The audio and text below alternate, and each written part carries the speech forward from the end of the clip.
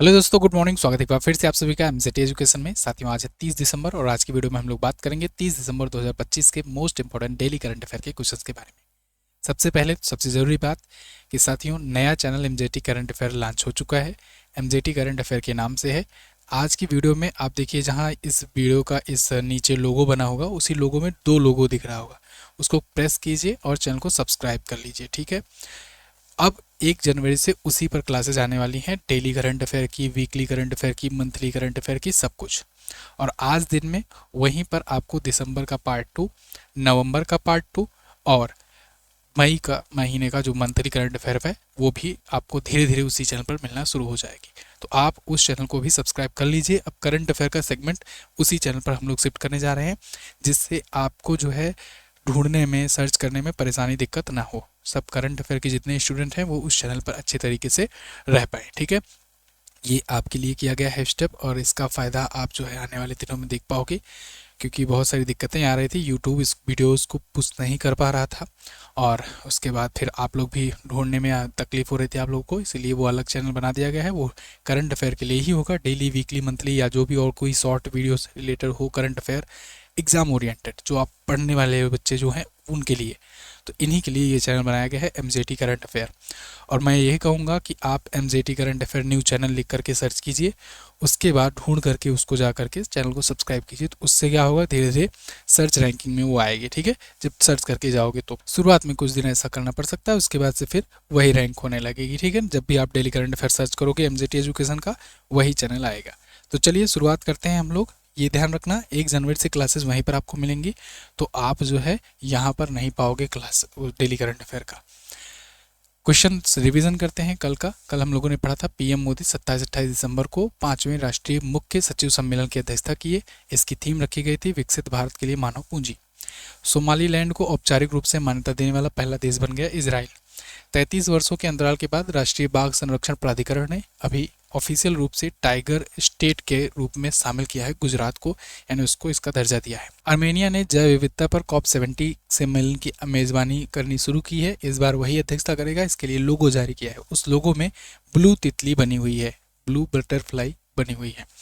राष्ट्रपति द्रौपदी मुर्मू जी ने भारत के संविधान का विमोचन अभी संथाली भाषा में ओली चिकी लिपि में किया हुआ है। और अभी हाल ही में केरल के सबरीमाला मंदिर में मंडल पूजा आयोजित की गई। ये 41 दिनों का मंडल व्रत जब समाप्त होता है उसके एवज में होता है आयोजित। नगर विमान मंत्रालय ने अभी हाल में 2 नई एयरलाइन को 2026 में संचालन के लिए एनओसी सर्टिफिकेट दिया है, यानी कि नो ऑब्जेक्शन सर्टिफिकेट दिया है। अल हिंद एयरलाइन है और फ्लाई एक्सप्रेस, ये दोनों एयरलाइन को मिला है। इसके अलावा आर प्रज्ञानंदा और अनीस गिरी, इनके नेतृत्व वाली टीम ने अल्पाइन एसजी पाइपर्स जो नाम है उसने ग्लोबल चेस लीग जीत लिया है।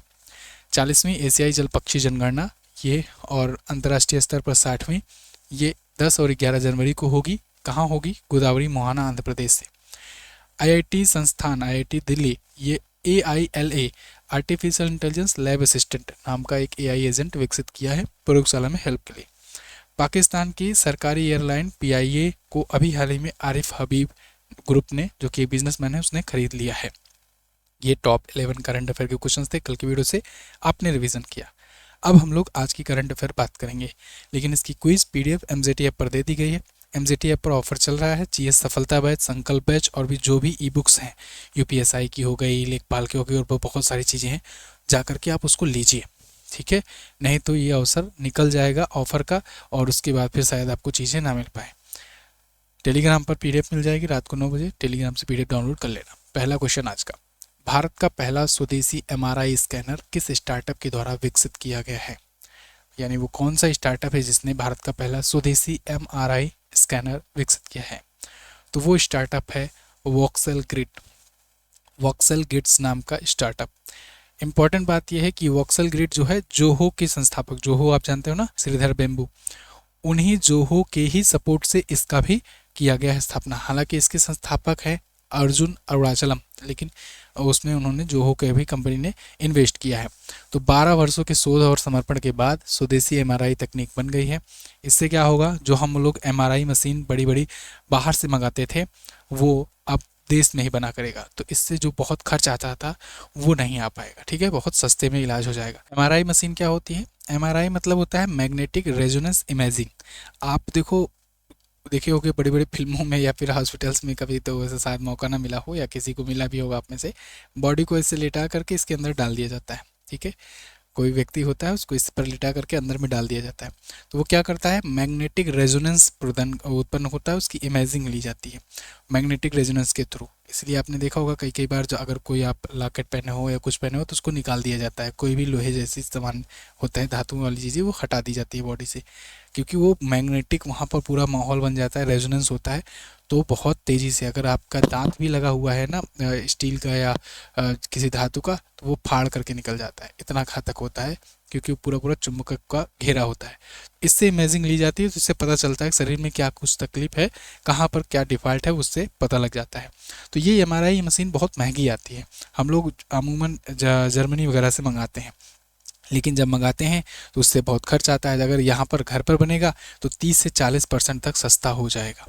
सोचो, 30 से 40% तक। अगर जो इलाज 1 लाख में होता था वो समझो 40-50 हज़ार 60 हज़ार में हो जाया करेगा।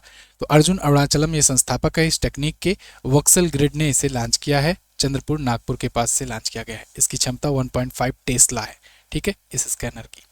भारत का पहला, इससे रिलेटेड मैं आपको कई दिन से रिवीजन करवा रहा हूँ, आज फिर से रिवीजन करेंगे। भारत का पहला रोलिंग बजट मध्य प्रदेश पेश कर रहा है। राज्य स्तरीय multinational park corridor Madhya Pradesh, ये दिख रहा है कि नहीं, कम विजुअल हो रहा है, चलिए इसका कलर चेंज करा देंगे। भारत का पहला वन विश्वविद्यालय गोरखपुर उत्तर प्रदेश में। इसके अलावा पहली वन जीव सुरक्षित सड़क NH-I-45 भी मध्य प्रदेश में शुरू की गई। भारत की पहली पूरी तरीके से स्वदेशी हाइड्रोजन फ्यूल सेल यात्री नौका वाराणसी में शुरू की गई। लैम सिस्टम DRDO ने बनाया। पहला स्वदेशी बॉम्बर UAV बेंगलुरु में। पहला त्रिसेवा सामान्य रक्षा स्टेशन मुंबई में। पहला आयुर्वेदिक कैफे नई दिल्ली में। पहला सरकारी स्वामित्व वाला OTT प्लेटफॉर्म केरल में। पहला पूर्ण बालिका सैनिक स्कूल वृंदावन उत्तर प्रदेश।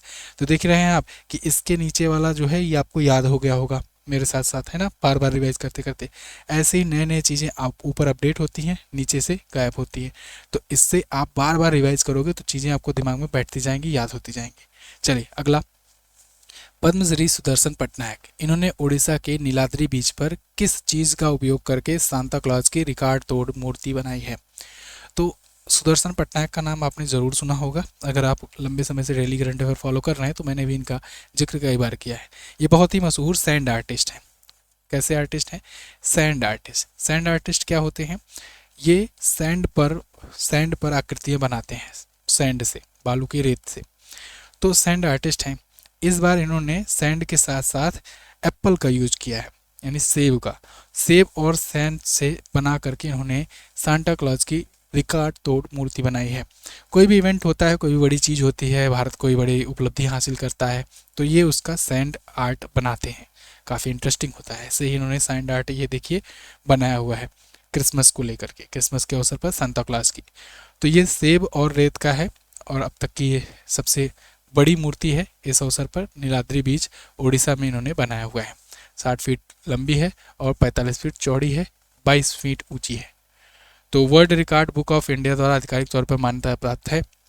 इनको 2014 में भारत सरकार ने पद्मश्री दिया था, जो कि चौथा नागरिक सम्मान है भारत का। तो सांता क्लॉज की मूर्ति इन्होंने बनाई है। अब उड़ीसा आया है, उड़ीसा को आप देखोगे तो देखिए उड़ीसा आपको यहाँ पर दिखेगा। देखिए अभी ये मैप थोड़ा सा और इंटरेस्टिंग लग रहा है आपको ना। देखो हम लोग ना क्वालिटी धीरे धीरे लगातार बढ़ा रहे हैं, रोज के रोज। आप ट्रेंडिंग वाले सेक्शन में भी देखोगे तो उसमें भी इन्फोग्राफिक्स काफ़ी ज़्यादा बढ़ा दिया गया है। यहाँ पर भी इन्फोग्राफिक्स आपको हर एक क्वेश्चन में देखने को मिल रहा है। अब ज़रूरत है आपको सपोर्ट दिखाने की। हम लोग बेस्ट से बेस्ट क्वालिटी कंटेंट देना शुरू कर चुके हैं, तो आप जो है सपोर्ट दिखाइए, वीडियो को लाइक कीजिए, भरोसा रखो, आपको कभी निराश नहीं होने देंगे कंटेंट में। आपको हमेशा बेस्ट से बेस्ट कंटेंट मिलता रहेगा। चलिए, मोहन चरण मांझी जी बीजेपी पार्टी के यहाँ पर CM हैं और कम्भमपति हरिबाबू यहाँ के गवर्नर हैं।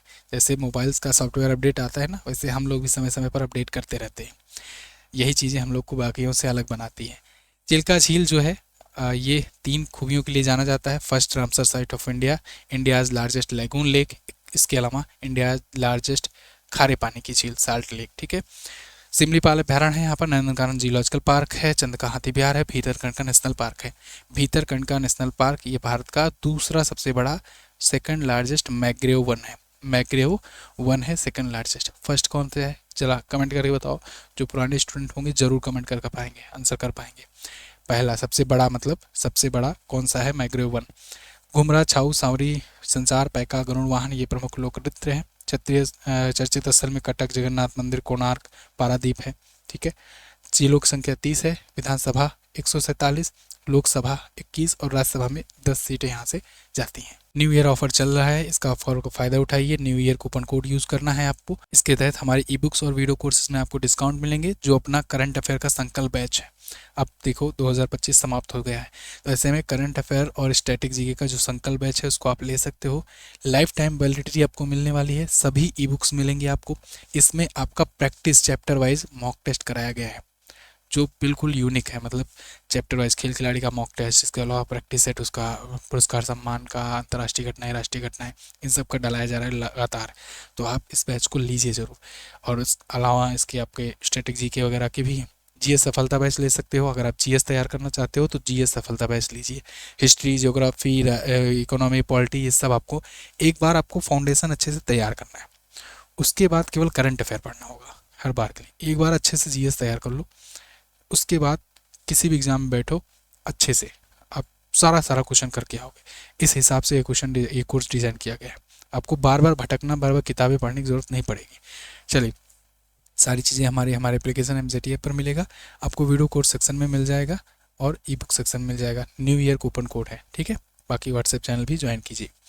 हाल ही में चीन ने विश्व की सबसे लंबी एक्सप्रेस वे सुरंग का उद्घाटन कहां पर किया है? तो चीन ने अभी विश्व की सबसे लंबी वाली एक्सप्रेस वे सुरंग, जो एक्सप्रेस वे है सुरंग के अंदर, उसका उद्घाटन किया है सिनजियांग में।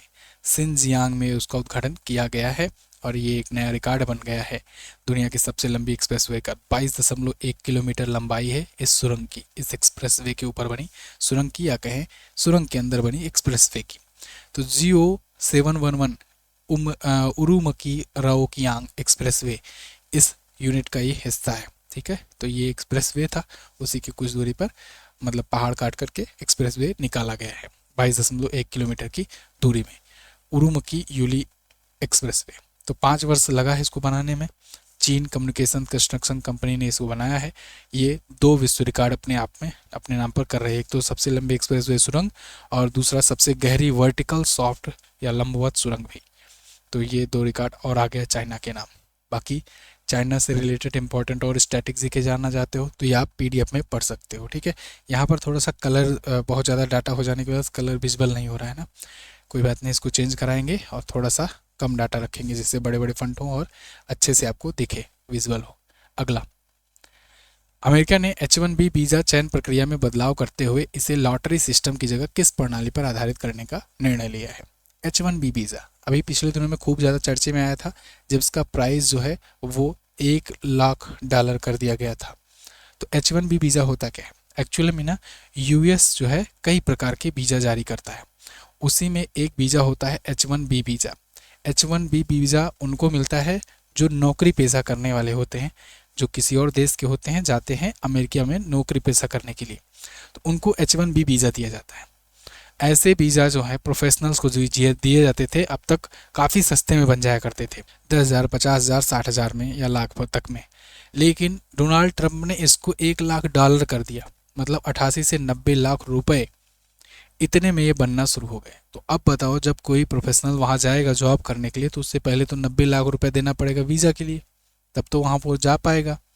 और वो वीज़ा के लिए या तो अगर खुद कैपेबल होगा तब तो देगा, और नहीं कैपेबल हुआ तो जब अगर कोई कंपनी उसे हायर कर रही है वो कंपनी पे करेगी, तो कंपनी कहेगी भाई इनको लाने से अच्छा है हम यहीं ना कहीं ढूंढ लें। तो इसलिए ट्रंप ने ये इतना हैवी पेनाल्टी लगाया था H1B वीज़ा।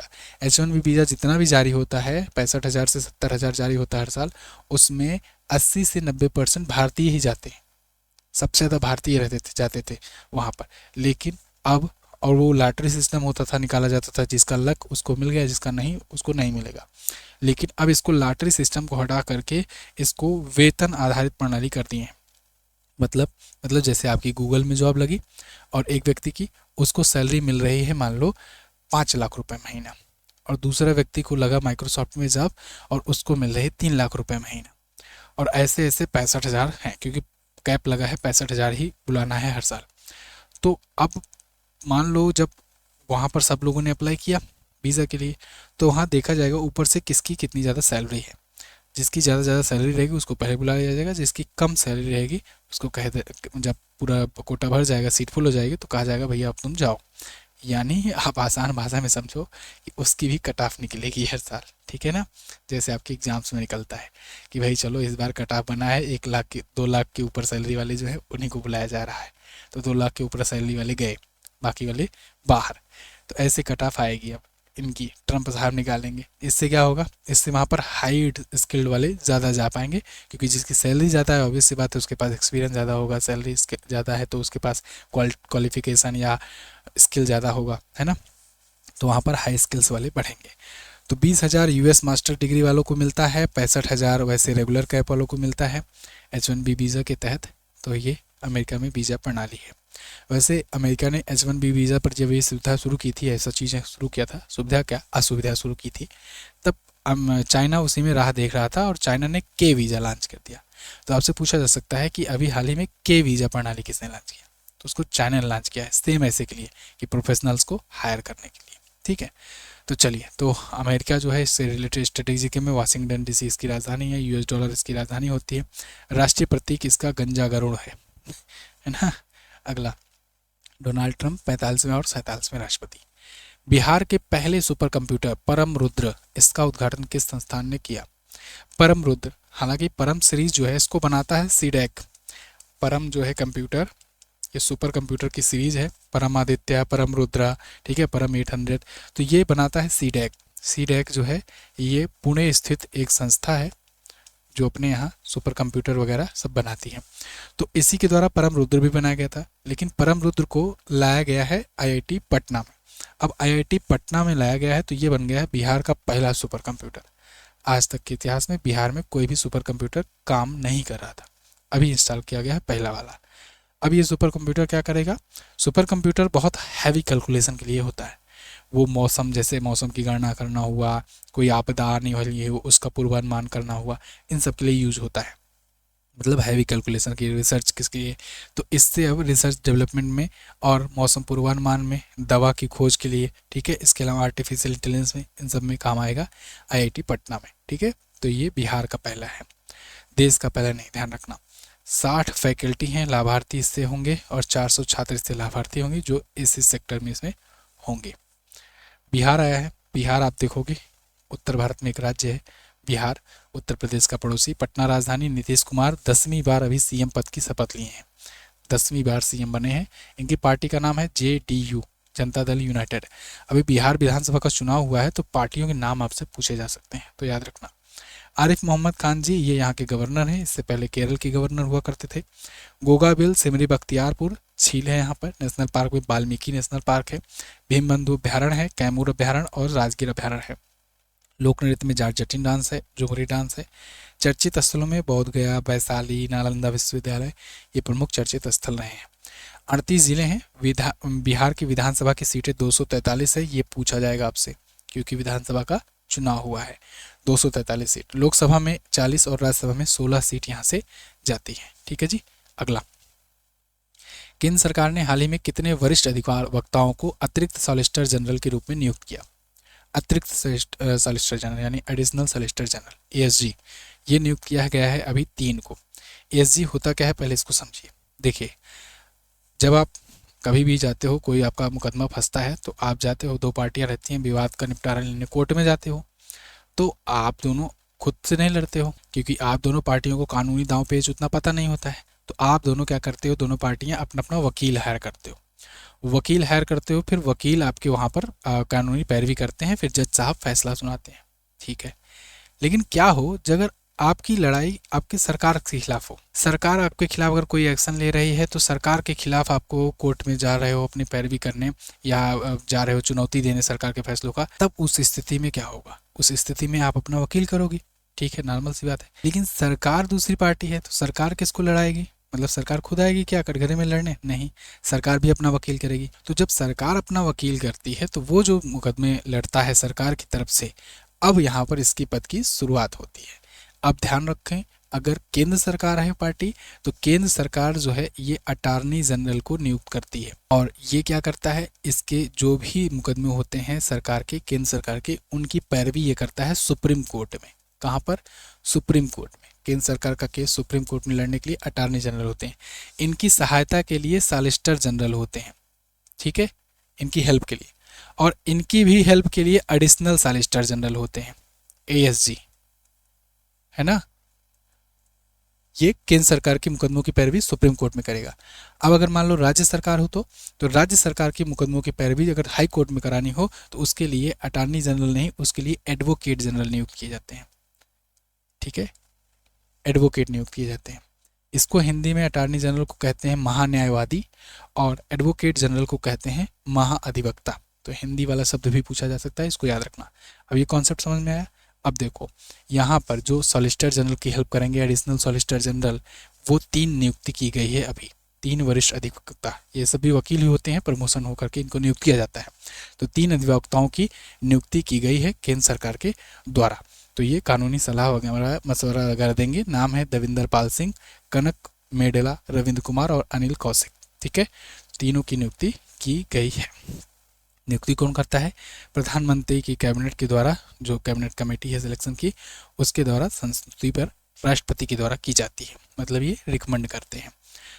केंद्र सरकार द्वारा 1987 लॉ ऑफिसर रूल के तहत ये किया गया है। हालांकि कोई वैधानिक, सब ये वैधानिक पद है, संवैधानिक पद नहीं है। आतंकवाद और संगठित अपराध पर अंकुश लगाने के लिए भारत सरकार द्वारा लॉन्च किए गए पहले राष्ट्रीय हथियार डेटाबेस का क्या नाम है? तो पहला राष्ट्रीय हथियार डेटाबेस लॉन्च किया गया है, इसको नाम दिया गया है LLRF डेटाबेस। ये अपराध, संगठित अपराध जो होता है और आतंकवाद, इन पर अंकुश लगाने के लिए होगा। कैसे अंकुश लगाएगा? ये जितने भी लाइसेंस्ड जो हथियार हैं, वेपन्स हैं, उनको एक साथ केंद्रीकृत कर देगा, एक पोर्टल पर सेंट्रलाइज कर देगा। मतलब आप किसी भी राज्य के हो, किसी भी केंद्र शासित प्रदेश के हो, एक सबका संशोधित डाटा जो है लाइसेंसिंग का, वो एक ही वेबसाइट पर, एक ही जगह पर, एक ही पोर्टल पर अपलोड रहेगा, एक ही संस्था के अंदर जारी किया जाएगा, जिससे कहीं पर भी कोई भी बंदूक हो तो पकड़ी जाए तो पता चल जाए कि किसके नाम इशू हुआ था, ठीक है। अब तक अलग अलग राज्य का, अलग अलग केंद्र शासित प्रदेश का अलग अलग होता था, तो उसमें प्रॉब्लम आती थी। तो इससे अपराध वगैरह रुकेगा, एक डेटाबेस तैयार होगा, किसके पास लाइसेंसी बंदूक है, किसके पास क्या विपन है, ठीक है। तो भारत सरकार द्वारा ये पहला शुरू किया गया है। राष्ट्रीय हथियारों का डिजिटल ट्रैकिंग और रिकॉर्ड कीपिंग किया जाएगा। एकीकृत राष्ट्रीय डेटाबेस तैयार होगा, पारदर्शिता बढ़ेगी, सुरक्षित से होगा। तो NCRB यानी कि नेशनल क्राइम रिकॉर्ड ब्यूरो जो है, ये इसका कार्यान्वयन करेगी। आपको याद हो NCRB का ही डेटा आता है कि देश भर में क्राइम क्या रेट है, कितने ज़्यादा चोरी हो रही, डकैती हो रही है, मारपीट जो भी है, सब क्राइम का रिकॉर्ड इसी के पास रहता है। हर साल में एक बार रिपोर्ट अपनी जारी करता है, ठीक है, किस राज्य में कितना क्राइम हो रहा है वगैरह वगैरह। तो फिलहाल LLRF डेटाबेस याद रखना। LLRF मतलब longitudinal learning record framework. Okay, अगला, बैडमिंटन वर्ल्ड फेडरेशन द्वारा एथलीट कमीशन के चेयरपर्सन के रूप में 2026 से 29 कार्यकाल के लिए किसे चुना गया? एथलीट कमीशन का चेयरपर्सन ये बनाया गया है पीवी सिंधु को, उर्सेला वेंकटा सिंधु, ठीक है। पीवी सिंधु बन गए हैं इसकी अध्यक्ष। ये बनने वाली पहली भारतीय हैं, ठीक है। 2 बार ओलंपिक मेडलिस्ट भी हैं, आप जानते हो। एक बार इन्होंने रियो ओलंपिक में जीता था सिल्वर मेडल 2016 में, फिर टोक्यो ओलंपिक में इन्होंने कांस्य जीता था, ब्रॉन्ज मेडल जीता था, ठीक है। और पेरिस ओलंपिक में नहीं जीता इन्होंने कुछ। तो पीवी सिंधु जो है एथलीट, बैडमिंटन वर्ल्ड फेडरेशन के एथलीट कमीशन की चेयरपर्सन है, साथ ही साथ सदस्य भी बनाई गई हैं। तो जिसके अध्यक्ष हैं, इसकी अध्यक्ष इससे पहले ग्रेसिया पॉली थी और अब इनको नियुक्त किया गया है चेयरपर्सन। ओके, पहली भारतीय महिला बैडमिंटन खिलाड़ी हैं इस पद पर पहुंचने वाली। अगर हम लोग बैडमिंटन वर्ल्ड फेडरेशन की बात करें तो इसकी स्थापना 1934 में हुई थी। हालांकि तब ये इंटरनेशनल बैडमिंटन फेडरेशन के नाम से जाना जाता था। 2006 में इसका नाम चेंज किया गया, बैडमिंटन वर्ल्ड फेडरेशन किया गया। हेडक्वार्टर पूछा जाएगा तो कुआलालंपुर में है, कुआलालंपुर मलेशिया में। 190 प्लस देश इस पर शामिल हैं। थॉमस कप पुरुषों के लिए कराता है और ऊबर कप महिलाओं के लिए कराता है। ये डायरेक्टली एग्जाम में पूछा जाता है, थॉमस कप का संबंध किससे है या ऊबर कप का संबंध किससे है, तो आप बता देना कि ये किससे किससे है, बैडमिंटन से। सुधीरमन कप ऐसे ही मिक्स कैटेगरी के लिए कराता है, ठीक है। तो सुधीरमन कप भी पूछा जाएगा। ये सब जो टूर्नामेंट है ये पूछे जाते हैं डायरेक्टली एग्जाम में। अगला, कि इनका संबंध किस खेल से है। विजयवाड़ा में आयोजित 87वीं सीनियर बैडमिंटन चैंपियनशिप में महिला एकल का खिताब किसने जीता? तो देखिए 87वीं सीनियर बैडमिंटन चैंपियनशिप में महिला एकल इसको जीत लिया है किसने? सूर्या करिश्मा तामीरी ने। सूर्या करिश्मा तामीरी ये आपको दिख रही हैं, इन्होंने जीता है। इन्होंने तन्वी पत्री को हराया है जिन्होंने सिल्वर जीता, ये गोल्ड जीती हुई हैं। आंध्र प्रदेश के विजयवाड़ा में आयोजित किया गया था, ये भी बैडमिंटनशिप का चैंपियनशिप था, सीनियर राष्ट्रीय बैडमिंटन चैंपियनशिप 87वां इसका संस्करण था। ठीक है, महिला डबल्स में शिखा गौतम और अश्वनी भट्ट ने जीता हुआ है, और वहीं पुरुष सिंगल में ऋत्विक संजीव एस ने जीता है। हरिहरन और रूबन कुमार ये पुरुष डबल्स में जीता हुए हैं। चलिए, और सात्विक रेड्डी और राधिका शर्मा ये मिक्स डबल में जीते हुए हैं। BIS ने अगरबत्ती के लिए कौन सा पहला मानक जारी किया है? BIS यानी ब्यूरो ऑफ इंडियन स्टैंडर्ड्स, तो इसने अगरबत्ती के लिए पहला मानक जारी किया है, ये पूछा जाएगा आपसे। ये मानक है कौन सा? 19412/2025। लास्ट में यहाँ जो सेमी कॉलन के बाद, जो कॉलन के बाद लिखा रहता है वर्ड, ये ईयर का रहता है, मतलब उस प्रकार के जो प्रोडक्ट होते हैं उसको कब ये मानक ब्यूरो दिया गया। आप बहुत सारे प्रोडक्ट देखते होगे ना, जैसे स्टील का कोई हुआ या कोई भी ऐसा चीज़ देखते होगे तो उसमें ये मानक लिखा रहता है ISO सर्टिफाइड, या फिर BIS लिखा रहता था, अब तो IS लिखा रहता है, नाम बदल दिया गया है। ठीक है ना, इंडियन स्टैंडर्ड कर दिया गया है।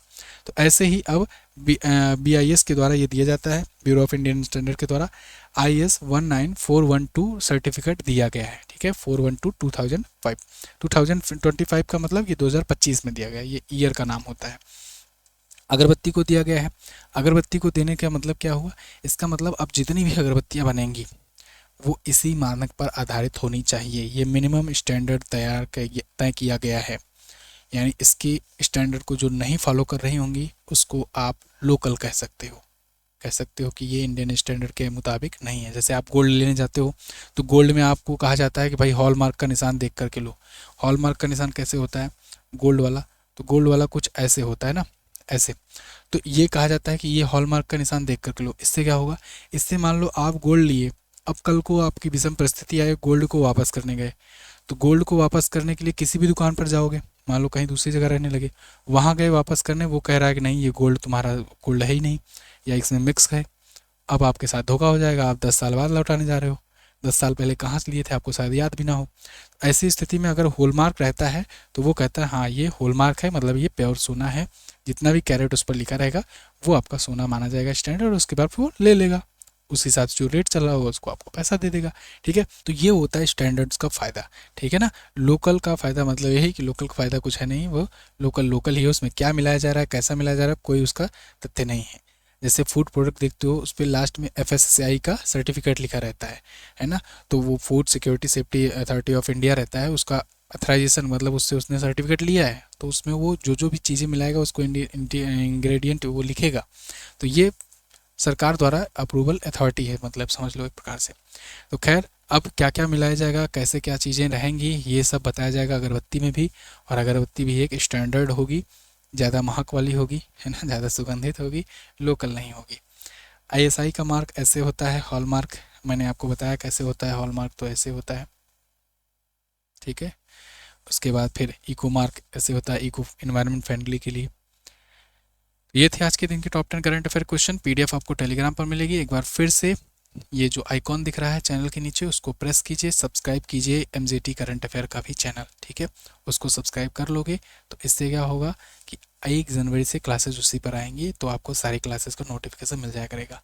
सब्सक्राइब करके बेल आइकन को प्रेस कर लेना।